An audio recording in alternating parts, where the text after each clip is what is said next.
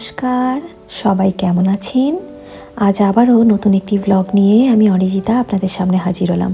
আশা করছি আপনারা সকলেই খুব ভালো আছেন, সুস্থ আছেন, আর আমরাও আপনাদের ভালোবাসা আশীর্বাদে খুব ভালো আছি। আমরা এখন আছি অস্ট্রিয়া দেশটির চতুর্থ বৃহত্তম শহর সালজবুর্গে।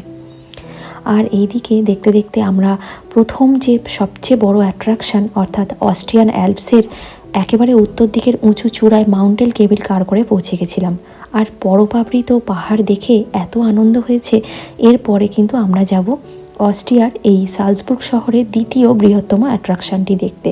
তবে ওয়েদারটা এত খারাপ হয়ে গেছে, আকাশে প্রচণ্ড মেঘ করেছে, তার সাথে সাথে বৃষ্টিও পড়ছে আর দমকা বাতাস বইছে। তবে আমরা যেহেতু এখন একটা ট্যুর প্রোগ্রাম করেই এসেছি কয়েকদিনের জন্য, তাই আমাদের আজকে বৃষ্টি পড়ুক বা মেঘ করুক বা দমকা বাতাস হোক, আমাদের কিন্তু সালজবুর্গ শহরটা ঘুরে দেখতেই হবে। তাই চলুন আপনাদেরকে সাথে নিয়ে সোজা বাস স্টপে চলে এসেছি। আর এখন বাস ধরে যাব এই সালজবুর্গ শহরের মেন এবং সবচেয়ে বড় ট্যুরিস্ট অ্যাট্রাকশানটিতে। আর আমরা এখন বাস ধরে সোজা চলে এসেছি। এই জায়গাটির নাম হলো মোৎসার্ট স্কোয়ার। সালজবুর্গ আসলে কিন্তু এই জায়গাটি অবশ্যই আপনাদেরকে ঘুরে দেখতে হবে। যেহেতু এই জায়গাটার নাম মোৎসার্ট স্কোয়ার, কেন এই জায়গাটার নাম মোৎসার্ট স্কোয়ার হলো, মোৎসার্ট কে ছিলেন, সবটাই আপনাদের আজকে এই ব্লগের মাধ্যমে ব্যক্ত করব। তবে তার আগে বলে রাখি, অস্ট্রিয়া সালজবুর্গ শহরটাকে কিন্তু মিউজিক সিটি বলা হয় বা সঙ্গীতের শহর নামেও কিন্তু পরিচিত করা হয়, কারণ মোজার্ট ছিলেন একজন নাম করা সুরকার এবং সঙ্গীতজ্ঞ। তারই জীবনী নিয়ে আজকে আপনাদের সাথে শেয়ার করব এই ডিটেল ব্লগটি। অলজ্যাক নদীর তীরে অবস্থিত সালজবুর্গ শহরটির জনপ্রিয়তা ব্যক্ত করতে গেলে প্রথমেই যে মানুষটার নাম আসে সেটি হলো উলফগং অ্যামাদেউস মোৎসার্ট, যিনি জন্মগ্রহণ করেছিলেন এই সালজবুর্গ শহরটিতেই। আর এখন আমরা তার বাড়ির সামনেই দাঁড়িয়ে রয়েছি। এটি হলো তার নিজস্ব জন্মস্থান, তার নিজের বাড়ি। বহু পুরনো এই বাড়িটি আজকে পরিণত হয়েছে একটি মিউজিয়ামে। আর আপনি বাড়িতে ঢোকার মুখেই এই ফটকের সামনে দাঁড়িয়ে দেখতে পাবেন এরকম একটি ফলকের মধ্যে লেখা রয়েছে গেবার্ট হাউস। জার্মান ল্যাঙ্গুয়েজে গেবার্ট কথার অর্থ হলো বার্থ প্লেস অফ মোৎসার্ট। চলুন তাহলে আপনাদেরকে এই সুন্দর মিউজিয়াম আর মোৎসার্টের এই সুন্দর বাড়িটি আপনাদেরকে ঘুরিয়ে দেখাই। তখনকার দিনে এটি একটি মিডল ক্লাস হাউস, আর এই মিডল ক্লাস হাউসকে সংরক্ষণ করে রাখার জন্যে বহু বছর ধরেই কিন্তু মানুষ অনেক রকমভাবে এর আর্কিটেক্টকে চেঞ্জ করেছে। তবে মোৎসার্ট মিউজিয়ামে ঢোকার সময় আপনি এখানে টিকিটের দাম কত এবং মোৎসার্ট সম্পর্কে বেশ কিছু কথা জানতে পারবেন।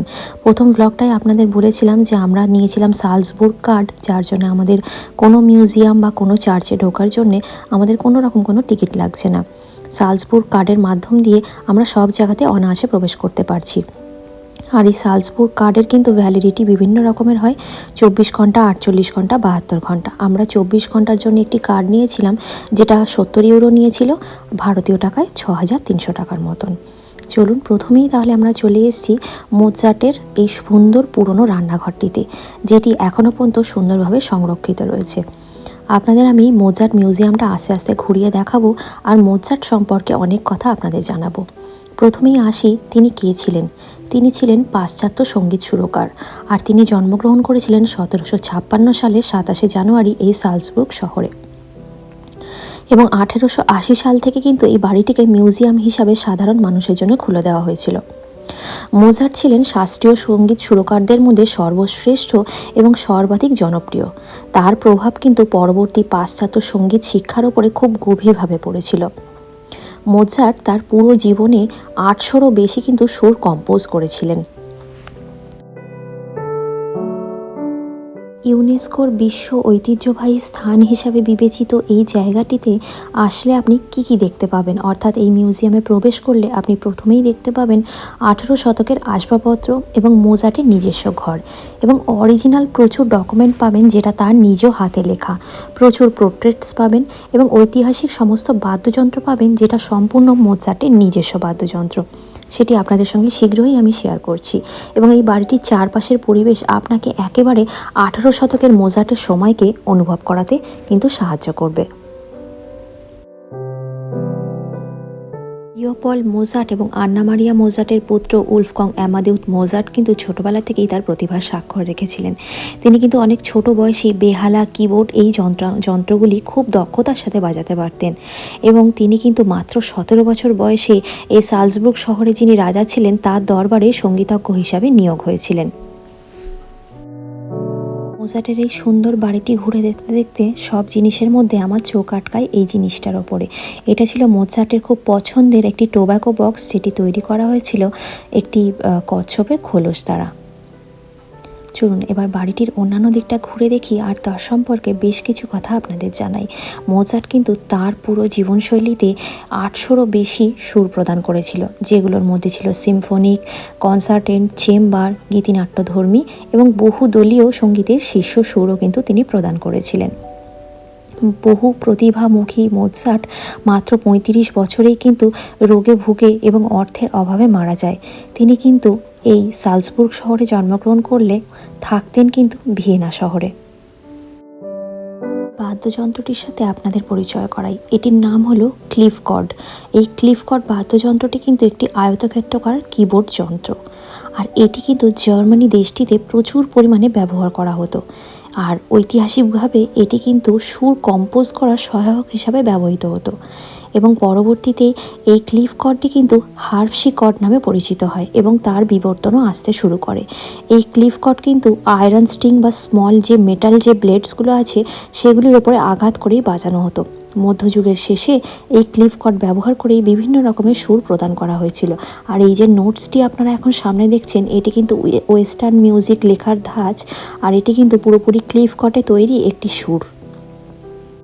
বাড়িটি মোটামুটি ঘুরে দেখা শেষ। 3 তলা এই বাড়িটিতে মোৎসার্টের পছন্দের প্রচুর জিনিসপত্র চারিদিকে যেমন ছড়িয়ে ছিটিয়ে রয়েছে, তেমনই তার হাতে লেখা বহু সুর করা পেপার কিন্তু এই বাড়িটির মধ্যে রয়েছে খুব সুন্দরভাবে।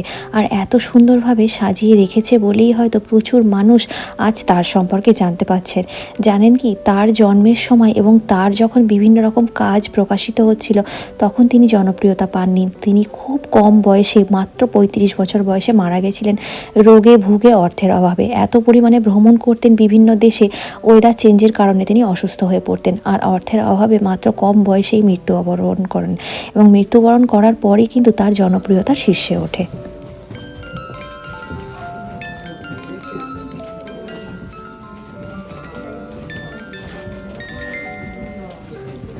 গান বাজছে, আরেকবার করি।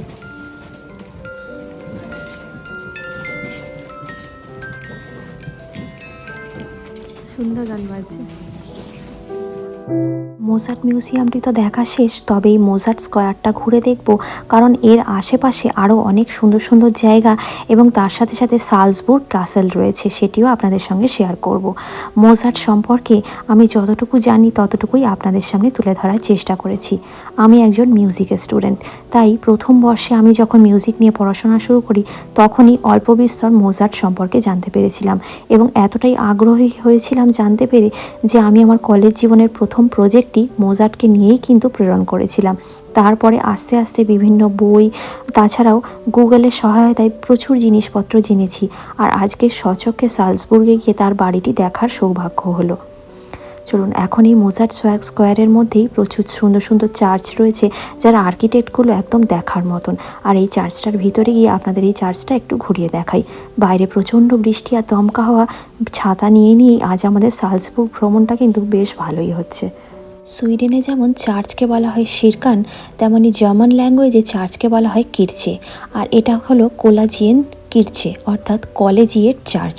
ইউনিভার্সিটি অফ সালজবুর্গের অন্তর্গত এই চার্চটি কিন্তু একটি রোমান ক্যাথলিক চার্চ, আর এটি কিন্তু সম্পূর্ণভাবে বরকীয় স্টাইল মেনটেন করে তৈরি করা। আমি এর আগে আমার যে জার্মানির ব্লগগুলো আপনাদের সাথে শেয়ার করেছি সেখানেও কিন্তু সেম এইরকমই উঁচু উঁচু যে সিলিংযুক্ত চার্চগুলি আপনাদের সঙ্গে শেয়ার করেছি, সবই কিন্তু একই প্যাটার্নের, একই রকমের স্টাইল। এখানকার চার্চগুলি কিন্তু সবই প্রায় ইউনেস্কো ওয়ার্ল্ড হেরিটেজের এক একটা পার্ট এবং হিস্টোরিক্যাল সাইট। এটি কিন্তু সালজবুর্গের একটি হিস্টোরিক সেন্টারও বটে। সালজবুর্গ ফেস্টিভ্যাল কিন্তু এই জায়গায় এই চার্চকে কেন্দ্র করেই কিন্তু করা হয়। চার্চগুলির ভিতরকার আর্কিটেক্টগুলো সত্যিই একেবারে মনোমুগ্ধকর, চোখ ধাঁধানো।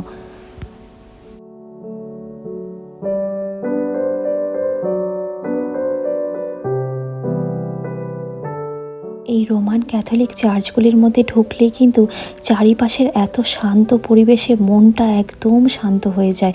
আর চারপাশে একদম নিস্তব্ধ, ধীরে ধীরে মানুষজন ঢুকে দেখছেন এবং আবার নিঃশব্দে এখান থেকে বেরিয়ে যাচ্ছে। এত শান্ত পরিবেশ চারপাশে, যেন মনটাও একদম ভালো হয়ে যায়।